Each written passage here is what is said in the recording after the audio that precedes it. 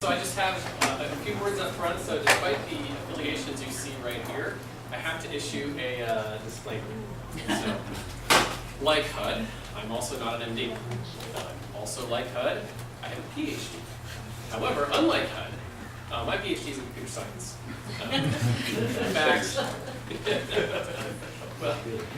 my education in biology ends in grade school. So with that in mind, let me tell you how to help our kids. And the reason I'm here is I'm a parent. So my son Bertram has anxiety 1, and we've been very active in pursuing therapies for him ever since he was diagnosed about 3.5 years ago. And this is actually not an anxiety 1 talk. I may reference it as an example if you've already heard. But what I really want to discuss is what is drug development in general, and how do you condense that down to the small communities that we have. So I'll cite some other CDGs like Video6 as an example as well. All right, so there's really 3 high-level points here. I'm going to present a roadmap so that basically you can find out where you are on this map and what the next steps might look like therapeutically. And there may be more than one you can take simultaneously. You don't have to do things in linear sequence. I'll give some examples of every topic throughout. So again, the main idea here is how do we take our patients and find them the drugs that they need? How do we go through this entire process? And I'm going to just sort of spread a bunch of things you could potentially consider therapy to ultimately land you on therapy. So this is no, again, by no means a linear sequence of steps to follow. I'm going to call them steps, but you can put them in any order where you're not violating critical dependencies. So I think the very first step is to consider some genetic therapies. And by this I mean, can you attack the disorder at the level of the genetic code itself?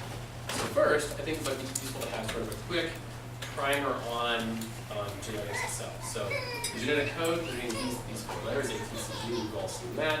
That's what gives you DNA. And then when you go from a gene, which is a sequence of these letters, into a protein, it goes through an intermediate step.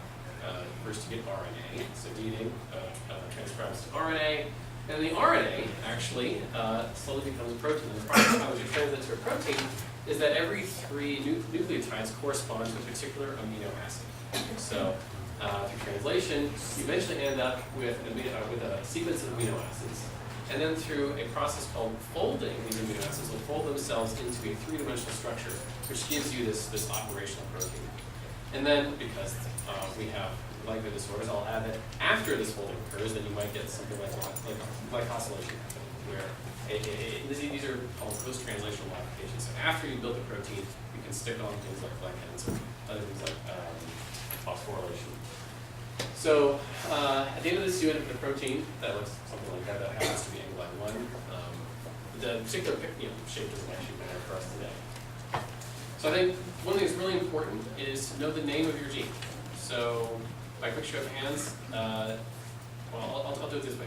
Do you know the name of the gene involved in your particular disorder? So I think most of you. But when I talk, sometimes people don't. And that's okay. I think but you do want to find out. And you also want to know, for your particular patient, which mutations or variants are responsible. So how many of you know the exact mutation responsible in your case? It's about half. All right. So if you're looking for this, if you look at a sequencing report, you're going to begin to do a P or a C. So usually you get both.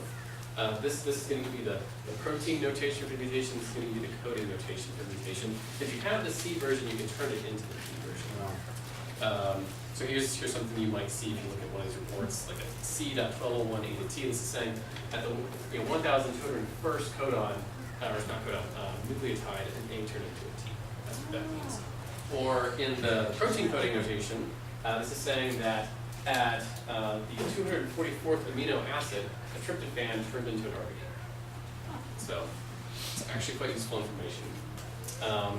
And the reason I'm mentioning this is that if you see this, if you see an X or a turn or a star at the end, what that means is you've got a truncated protein. This is a premature stop. And so it's saying at that particular amino acid, it just, instead of continuing on, it just prematurely truncated. So here's an example of one of these. If you see R401X, it means in the 401st amino acid, there's just a stop there. So the rest of the amino acid doesn't, or the rest of the protein doesn't exist anymore. And you might also see it like this. So unfortunately, I think 3 different notations that float around for this. So if you do see this, then I think you can try attacking with read-through first. And this is actually something we did with HUD within like weeks of diagnosis. We said, let's just give it a shot. So what is read-through? Well, with read-through, you're saying, well, I know that there's a stop instruction that's stuck in the middle of this gene, but maybe we can override it. So these stop mutations are literally like the protein just ends halfway through. And what read-through compounds try to do is override that stop and allow the complete protein to be constructed. Now, I'll warn you, the current suite of read-through compounds we have aren't that good. They don't seem to work very well, if at all. However, it's not that hard to try in general, as long as you have a decent antibody for the protein you're looking for. So something like a HUD or an ABA would probably help you out with testing out read-through compounds if this happens to be in scope. Then you could try, again, also somewhat cutting edge, is a technique called exon skipping. So this is very popular right now, for instance, in the Duchenne community. They're very aggressively pursuing this approach. And it may apply to some of us and for individual CDGs as well. So what's exon skipping? Well, it turns out that when you look at the code for a gene, it actually comes in regions. So there's some regions. Drum roll. There you go. So there, if you look at the code, you'll have it's broken apart into exons, which actually do impact the structure of the protein, and introns, which don't, but have other regulatory purposes. So what happens when you're actually going from the gene all the way to the protein, during the RNA phase, it will actually snip out the introns and splice together the remaining exons. So that's the splicing step for building these proteins. And if it happens to be the case that the mutation you don't like is some exon over here, there is a way, at least in theory, to skip over it. You can create what's called an antisense oligonucleotide for that particular exon, which will then actually splice that out as well. So you can splice out an exon, or you can force the splicing the same way introns do naturally. So if you do that, it'll actually choke that harmful mutation out.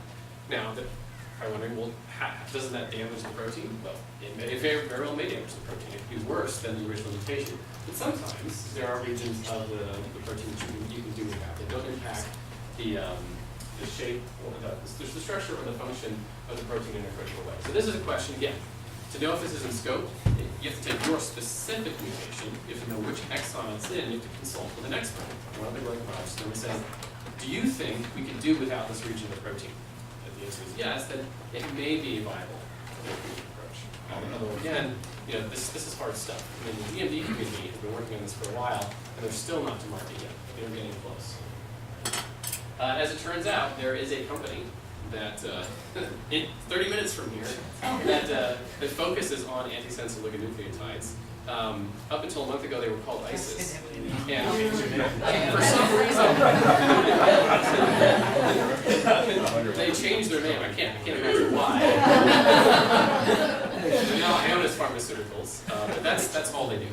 So yeah, if you think that's in scope, they're the ones that actually manufacture these antisense oligonucleotides. The other thing you have to do, obviously, is you've got to find experts. Now we're lucky in that in our community, the experts are in the room.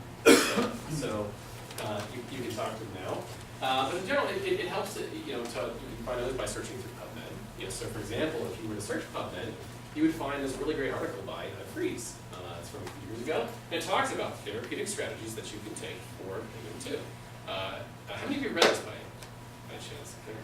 That's not bad. You don't count it. So if you haven't read it and your child is going to, I highly recommend it. It's a fantastic overview of approaches, and I've done a lot of trying out stuff in the lab to see what might be in scope. There's also a search engine called Direct to Experts, which is actually built on some technology from my colleagues at Harvard. And this is another way of finding experts in a particular area or a particular gene. And then at Harvard itself, we also have this Catalyst profile site where you can find a specific researcher at Harvard that may have expertise in what you're looking for. So you can look for gene games with search engines like these. So finding experts is important. But you also want to find other patients. I mean, it's really hard to do anything with a small community, so the more patients you can find, the better. I think you've all heard by now the story of how we use social media to go out and find more patients. And what I've done to help you is I put together a blog post that describes the process we took to do that. So if you want to use the web to create sort of a big beacon to help you find other patients. I've got a step-by-step guide right here that explains how to do it. And it includes things like literally buying AdWords if you want. But there are other things you can do too to make yourself appear, give yourself a wider presence in things like searches on the web.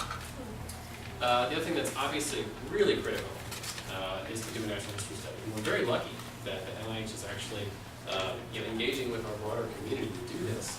So if you don't know, there is a natural history study going on at NIH for CDG.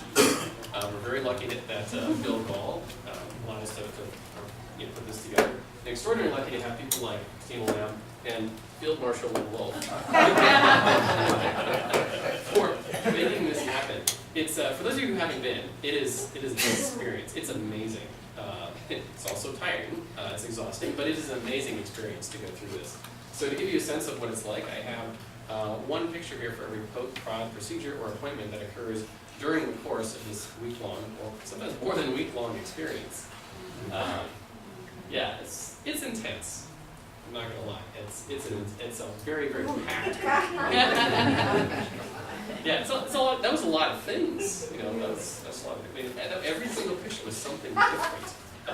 Some kind of evaluation or measurement that gave us deeper insight into these disorders.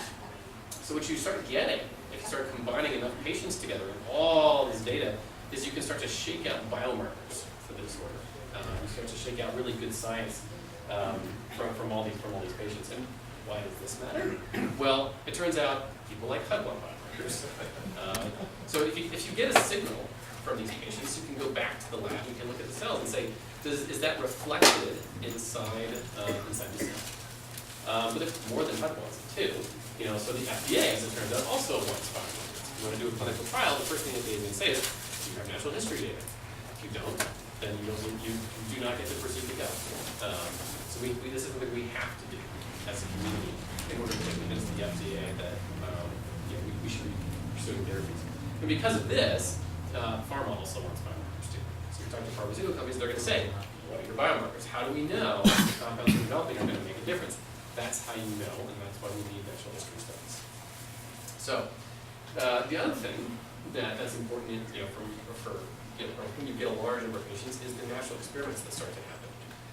And we're very fortunate, even in our very small community inside England 1, to have a few of these that are really provoking a lot of questions and research into what might be going on. By natural experiments, I mean the fact that everybody's got a different environment, everybody's got a different genetic background.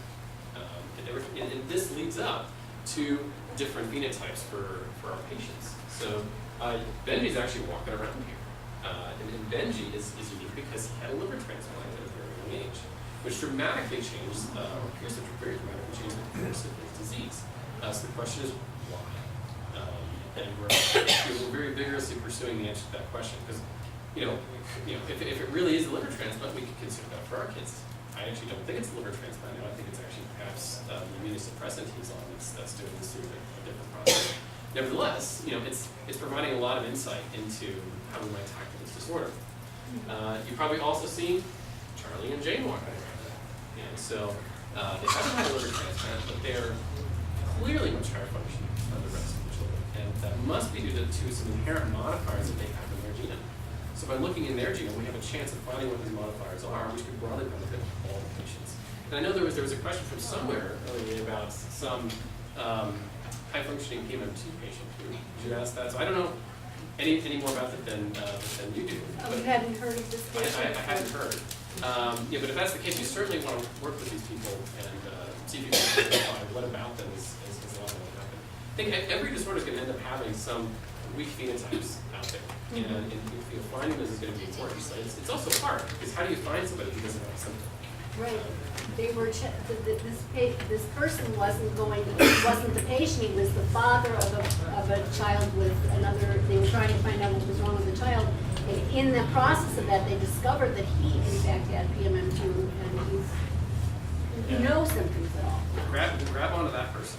Get them sequenced. And figure out what's going on. Yeah. Since a lot of people do 23andMe and other genes and things like that, now, is there a possibility to get 23andMe and other studies to identify and possibly share so you can find weak phenotypes? It depends on whether or not 23andMe includes all the right genes in there. 'Cause I don't think they do full sequencing. They don't do full Yeah. sequences. I think they use some kind of SNP array. They do look for PMN2 though. They But do. they only have the two most prevalent Yeah. mutations. And even big clinical labs like GeneDx and Baylor can't keep up with the genes. So, for the Undiagnosed Diseases Network, as an example, I took Hud and Bobby's list from December of 2015 of all of the CDG genes that were identified last year for the UDN network. And the sequencing core, one of the sequencing cores is Baylor. And they went, oh my God, because about a third of those genes were not even on their CDG panels. Yeah. So you should certainly partner with people doing sequencing, see if you could have these individuals turn up. This is also something I think that the Precision Medicine Initiative should be doing. So when I was putting input into the design of the Precision Medicine Initiative, I said this needs to be a focus, finding the attenuated phenotypes for rare disease. Because if you sequence 1 million people, you're going to find something. Absolutely. Yeah. So it's just, I was under the impression our son has PMN2 CDG, but he's not ill. He's more on the, he's not as affected as a lot of the kids. So we want to study him. Absolutely. Okay. Yeah. Yes. So in fact, within every disorder, you tend to get a spectrum in the phenotype. And so if you could broadly sequence the population, there are bioinformatics algorithms you can use to mine your own community's genetic data to correlate modifiers with phenotype. And that technology exists today, but you need enough genomes to power it. And genomes aren't that cheap yet. They still run on the order of 2,000, 3,000 per person. But it's entirely possible. You can sequence the whole community and look for the modifiers that way. So you could also work with model organisms. And it turns out there's a lot of model organisms out there. The last count, I think there's like 200 different model organisms that people play with. But there are 5 that show up on a lot of places. And because they show up a lot, they tend to be easy to work with. So there's mice, there's Drosophila or fruit flies, there's zebrafish, there's worms, and there's yeast. So these are the ones that I tend to see everywhere. Yeah, so and in fact, all of these exist for the English community. I don't know if ours have the same wonderful nutty flavor. Maybe that's the phenotype. We never know. And so people often ask, well, which model organism is right for my community? And I say, try them all. I mean, with technology like CRISPR, it's much cheaper now than it ever was to build model organisms. So you might as well try them all. And the answer ultimately is it's whichever model organism gives you the best phenotype for your disorder. And you don't know in advance which one that's going to be. And sometimes you're surprised by what shows up. All right, so what else can you consider on the way? And model organisms, I'll talk about this in a second. They're broadly useful for laboratory testing. It can yield a lot of insight into the disorder, as well as certainly these platforms for testing therapies.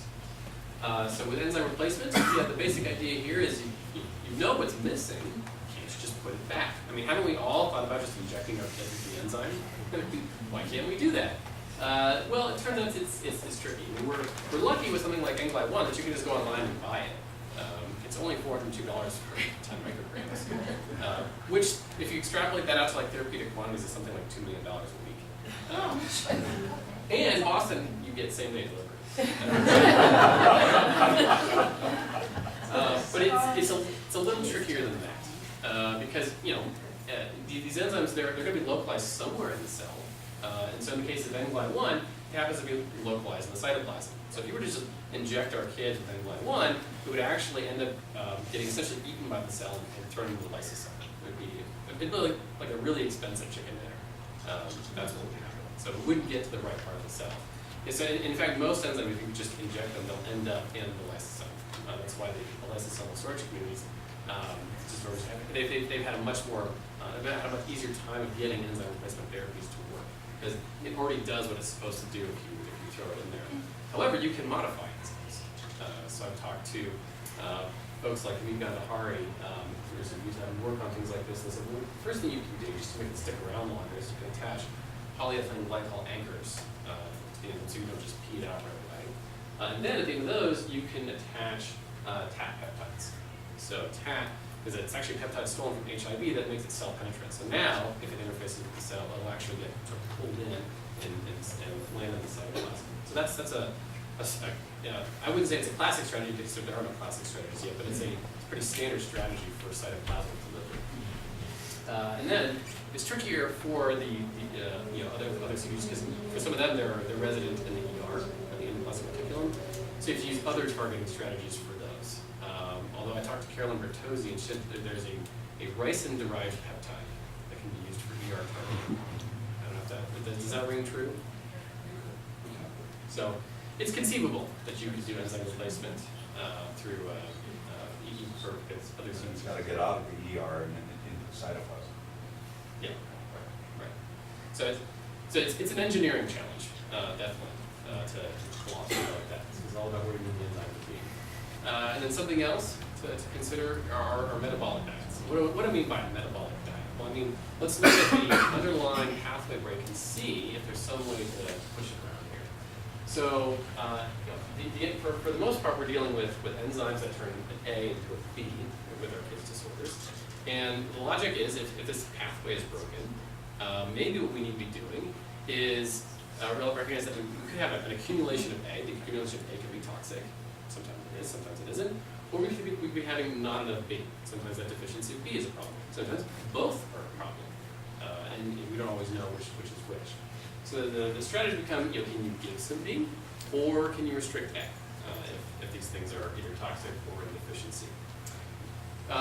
So there's examples of genetic disorders out there where this actually does make a difference. So for PKU, if you can restrict phenylalanine from the diet, it goes from a severe disorder to effectively treated. And then there's even some CDGs we know of dietary strategies. So if it's CDG 1B, then the strategy is to recognize that this is the pathway that seems to be broken. You can't turn fructose 6-phosphate into mannose 6-phosphate. So in the absence of that, what you're really trying to do is supply mannose. And so mannose therapy is I guess it's the frontline therapy for. With caveats, as Donna said this morning. The caveats, yes, of course. That's why the experts are actually here. But in some cases, what you have is not a complete loss of the pathway. In fact, in a lot of the CDGs, you don't completely lose it. What you have is reduced flux through this pathway. There's some mutation that makes it far less efficient than it normally was. In fact, I think for some of them, if it were totally gone, you'd be dead. So there's some residual activity left with mutant genes that you've got. The question here becomes, is there some way to push this pathway to turn A into B? Because there's a little bit there, so maybe you can flood the system with A's to get B back. But you have to be careful, because if A is toxic, this is probably not a good approach. So definitely consult the experts, not me, if you're going to consider something like that for yourself. And it comes up a lot in the context of something like PM2. Is this an approach that you can take? Because oftentimes there is residual activity in PM2. So can you push this? I think the results, I haven't looked at them, but it sounds like there's a lot of controversy about it, so be careful when you try something like that. But what you could potentially do, if you've got a still functional set of enzymes there, is overexpress them, and there's some strategies for that as well. And by that I mean, you can't take the enzyme and make it more efficient, but perhaps you can get more of the enzyme by causing the cells to overexpress it. So you might get some of the activity, you might get more activity that way. But how do you do that? Well, there's a lot of ways to influence gene expression. There are databases out there that will say, for this gene, these are the compounds known to upregulate that. So you can potentially look in these databases to see if any of them would actually cause you to get an increase in the RNA for that particular gene. So what you're really trying to do is get more RNA for the gene produced, and hopefully that translates into more protein as well. That's the strategy for overexpression. And again, that applies if you believe there's some residual activity in the underlying gene. If there's no activity, won't do it. And I did actually submit a grant to help identify drugs that influence glycogen expression back in November. So we should be hearing about its projection sometime in the next few months. But if it gets accepted, we're going to build a database for glycobiology that will tell us which drugs influence which glycogens. The other thing you consider is repurposing. And there's a lot of approved drugs out there. How do you know which ones might help for your disorder? And there's a lot of ways to go about repurposing, but there's a general strategy in play. So you take a patient and you represent them as a mathematical vector. And by that I mean what you have is a sequence of measurements on the patients, and the most common sequence of measurements used right now is gene expression. So if you've got RNA-seq data or transcriptome data, you can say, well, why my child or my patient is different because they overexpress here, they underexpress here, and then you can look for drugs that actually correspond to the opposite of those perturbations in the transcriptome. And the idea being that if you pair the patient and the drug together, what you end up with is baseline. That's the goal. And in fact, there's a lot of people in my department at Harvard that focus on this particular approach. They like it because once you have RNA-seq data for the patient, you can start generating the drug candidates that way. There's also some companies like Helix that focus on doing this as well. In case you're curious about the math, this is the math that tells you which drug candidates. Lynn says you're not curious. This is what those other people are good for. That's what I'm actually good at. Right. So if you were at the CDG Reuters meeting yesterday, you saw that Tadashi was talking about modifiers for enzyme 1. And so this is actually what a lot of drug development boils down to, is finding a modifier for your disorder that you can target with a small molecule. That's actually what pharmaceutical companies are good at doing, for the most part. So what's a modifier? Well, I can tell you about one that we've been playing around with that Tadashi told us about yesterday.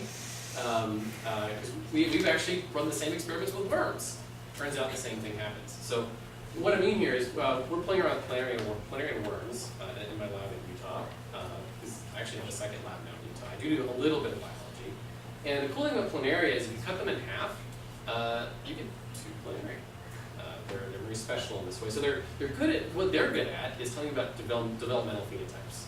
This is their bread and butter. Now, if you take planaria and you knock down their NGLY1 genes, so they're now NGLY1 deficient planaria, and you cut them in half, what you get are worms that have been cut in half. They've lost their ability to regrow.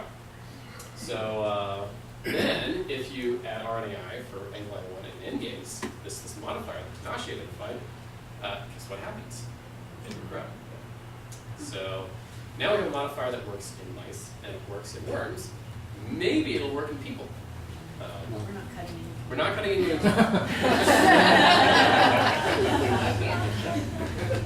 Is that part of the protocol? Skin. Just the skin. That does regrow. Okay, so what do you do if you find a modifier? Which you could just identify is that there's some gene out there that if you mess it up in some way, actually seems to make the disorder better. So it's like, in some cases it's better to be a double mutant than a single mutant. That's what you find in modifier screens. Well, one relatively inexpensive thing to do, because it only costs electricity, is what's called a virtual screen. Although, to warn you, it's a lot of electricity. And there's even some open source software that you can use to check for molecules that might interact with the gene you've identified as a target. And the cheapest thing you can do is what's called docking simulation. Full-on molecular dynamics is way too expensive. And docking simulation just says, if I want to shut down this protein right here, is there some small molecule that's complementary in shape and charge that will bind to its catalytic domain? That's all docking simulation tries to find. So for example, if this were NGAs, which it's not, let's pretend it is, you could just try literally sort of throwing molecules at it to see if anything sticks to its catalytic domain. And we threw 200,000 molecules at NGAs to see if anything would stick. We did that through a large competing cluster at the Huntsman Cancer Institute. And we found 14 FDA-approved drugs 9 days ago. I guess that was 12 days ago. So 12 days ago, we found 14 FDA-approved drugs that might shut down this gene we're trying to shut down, which, if it works like in mice and worms, could end up helping patients a great deal. So I'm going to send this list to Tadashi, since he has an assay that can detect whether or not yeah, but the question is, well, how do you find modifiers? I mean, we got lucky. Tadashi already found NGAs. So we didn't have to do a screen, but there's clearly, for every disorder, there's plenty of modifiers, because you can see that spectrum in the patients. How do you find them? Well, this is where model organisms are quite useful. So if you've got a fruit fly model, then what you can do is breed up a bunch of them. Then you can apply mutagen. It's actually the Teenage Mutant Ninja Turtle mutagen. And now what you have is flies that are, so they have your disorder plus some other mutation. And what will happen is that perhaps that through these mutations, one of them survives, maybe several do. So you look at the survivors, assuming, of course, the disease was lethal for the flies originally. You can say, well, what mutation let this thing survive? And if you go back and find it, you can say, well, there's a gene out there that appears to modify this disorder. So this is and with flies, this is a pretty standard screen. It's called a deficiency screen. You can identify regions of the genome that might be acting as modifiers for a particular disorder. There's other ways to do it too. There's a lot of ways to do these sorts of genetic screens. So, and if you really want to do it, then you should talk to people like Tadashi that do this for a living. The other thing that's really important is to create assays. These are measurements, either cell-free or with a cell, that are telling you whether or not you're impacting some mechanism of interest for the disorder. The reason this matters is that if you want to do a broad drug screen using actual drugs and not your simulations, you've got to have an assay to drive it. So here's an example of an assay that I created for us that shows whether or not NGLI1 is active or not. This could be done for ultimately, I mean, when I say it could be done, I mean like it takes a PhD's worth of effort to get it done type stuff, but it can't be done for virtually every disorder. So creating an assay is basically, it's a scientific experiment that you've got to come up with on your own.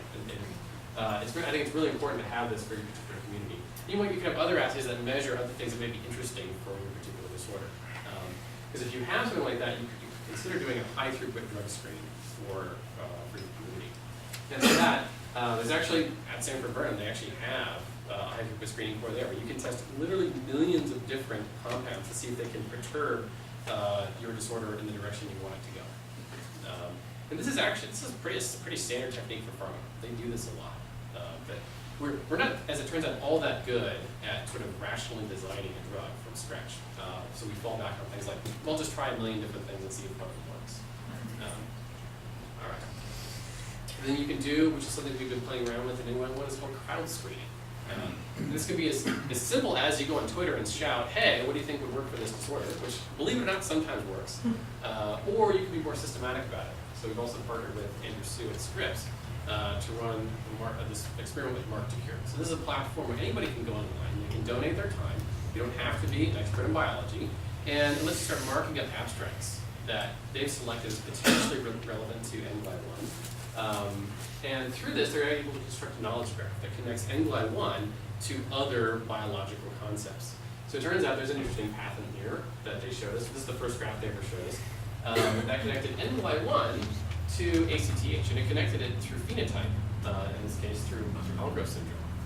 Now ACTH is a pretty potent hormone. It's like a super steroid. We actually, the reason that it jumped out at me is we already put Bertrand on it. We already knew what it did to NGLI1 patients, and the effect is pretty dramatic. So on his EEG, when we gave him ACTH, it actually normalized it over the course of 2 months. So it went from messed up to what his neurologist said was effectively normal. Like she couldn't tell it apart from any other kid. And I mean, obviously Bertrand himself was doing significantly better as well. He was actually sort of rocketing off in development. So I think that's some early vindication that structured crowd screening could be an interesting way to identify potential targets.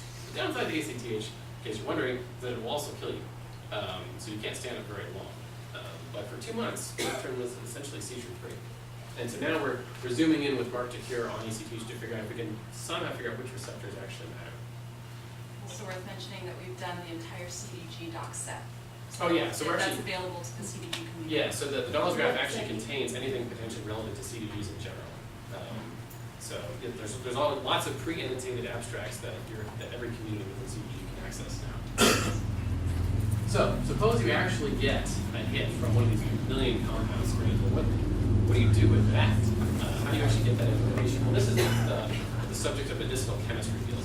You know, they want to take something that works on a cell and get it to work on an entire human being.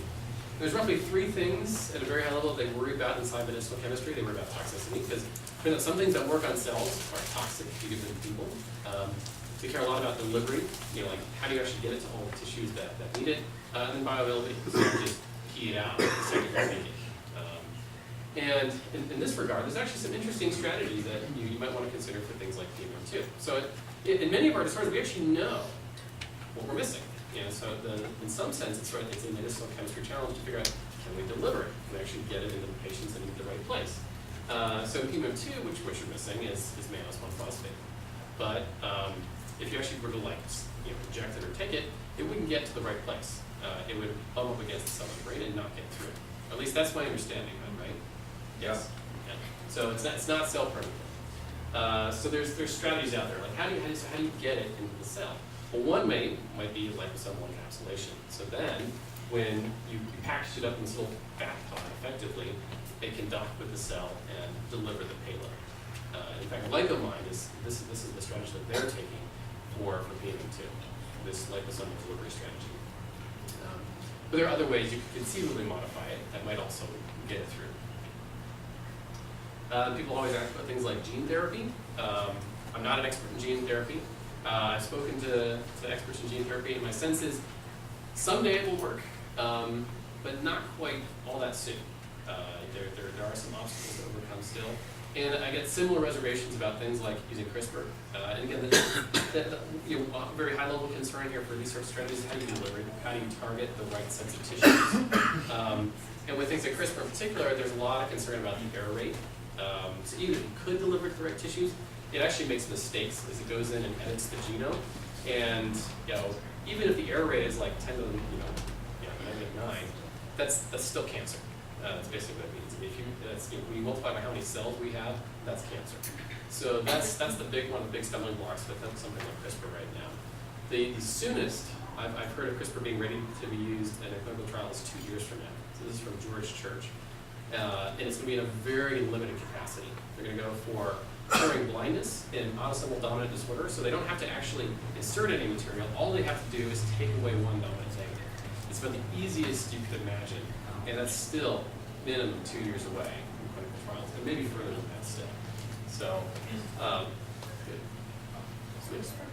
What is CRISPR? So CRISPR is a relatively new technology actually, and it's a gene editing technology. So it's not, gene therapy is about sort of gene delivery. This is actually about modifying the genome. So with CRISPR, you can go in and take out the mutation and put the correct genetic coding out. That's what CRISPR does. It's already very widely used in labs for making things like model organisms. So if you want the CRISPR version of your particular, the animal version of your particular CDG, CRISPR is almost sort of the technology you use to make it now, because you can edit the embryos of organisms. Just like reverse of making an animal model, you would take a diseased organism and you would put in the correct. Yeah, so you can go either way. You can give something a genetic disease, or you can take it away. That's the problem with CRISPR. It literally is gene editing. You can edit the genome in an arbitrary way. But the problem with it is it has a somewhat problematic error to the point where you would almost sort of get cancer if you actually did that. It's also, I think, really critical to advocate. So I spent a fair amount of time in DC, and my sense is that we need changes across the board. Policy, regulatory, legal changes have to occur if we're going to make progress. So first of all, we have to increase funding for NIH.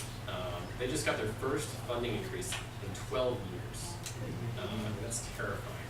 And it wasn't a big increase either. And there's no guarantee they're going to get one next year either. As an academic, when I look across my colleagues in the fields like biology, when they can't get a grant, their labs are shutting down. This is it's a crisis, honestly. Because if you don't have, suppose you missed your funding for just 6 months. You think, oh well, 6 months I can do without funding. No, actually you can't. In 6 months, you just fired everybody in your lab, and it's going to take you years to rebuild, even if you come back. So tenure means nothing if you can't get grants. If you have to fire your whole lab, you're toast. And so definitely we need to advocate. And then there's also regulatory challenges too.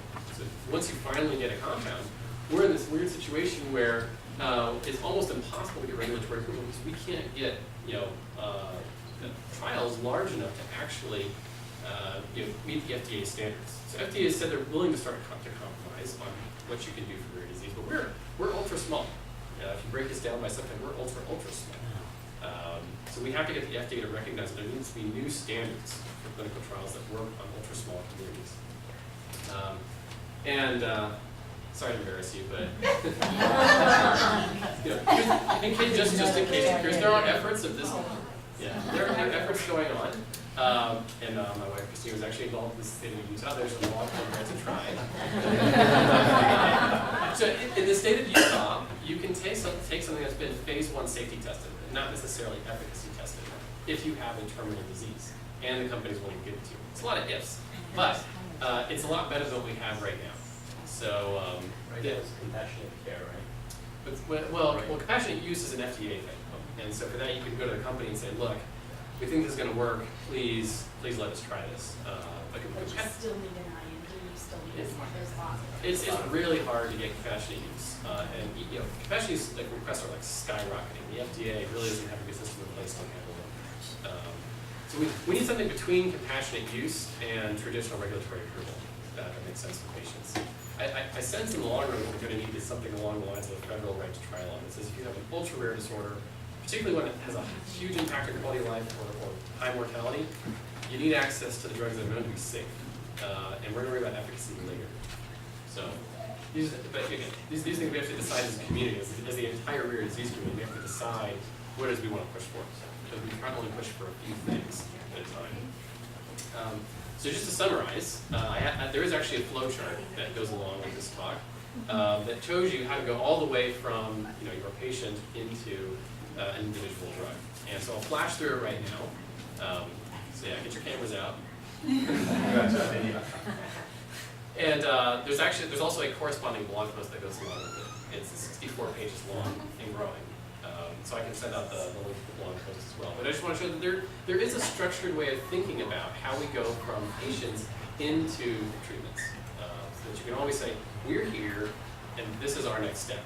Whether it's building a model organism or getting better assays, or maybe we need to go high throughput. There's always something that you can do wherever you are. And sometimes, what you have to do is a specific kind of science. And this guy will help you identify what that specific science is, so that you can approach people like the bones through and say, could you help us take this very next step for our community?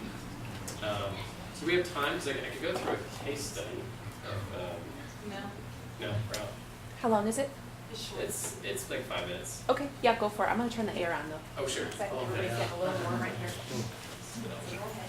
Yeah, so the reason I like this is that this is the story of a mom who did something amazing. So 17 years ago, this mom, Tracy, she has a child, and her child has intractable procedures on the order of like 200 seizures per month. I mean, this is just off the charts bad.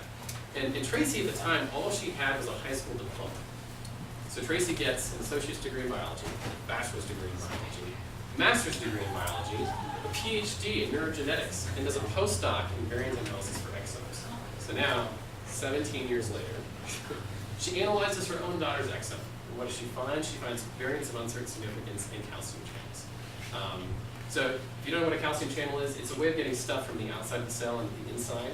So calcium ion, if you try to throw it against the wall of the cell, isn't going to go through. But if you have these channels inside the membrane, then it actually can pass through. So we have lots of ion channels in our cells. And what Tracy found was that the calcium channels in her daughter had something wrong with them. So if it was a gain-of-function mutation, that too much was getting through, or more than normal was getting through. If it's a loss of function, then maybe nothing was getting through. And she reasoned from her daughter's medical records that it seemed to be a gain of function in these particular channels. So what she did is she looked for drugs that could actually block the activity of these channels. So she found a channel blocker for these calcium channels called verapamil. It's actually it's a heart drug, I think. And with verapamil, what happened is it did block these channels so that it restored the aggregate calcium ion flux through the cell membrane. And what this did for her daughter was drop the number of seizures per month from hundreds down to just about a dozen. So I just find that incredibly inspiring that somebody could go from a high school diploma all the way through finding a drug that works for her daughter in only 17 years. So I think the lesson might be start now.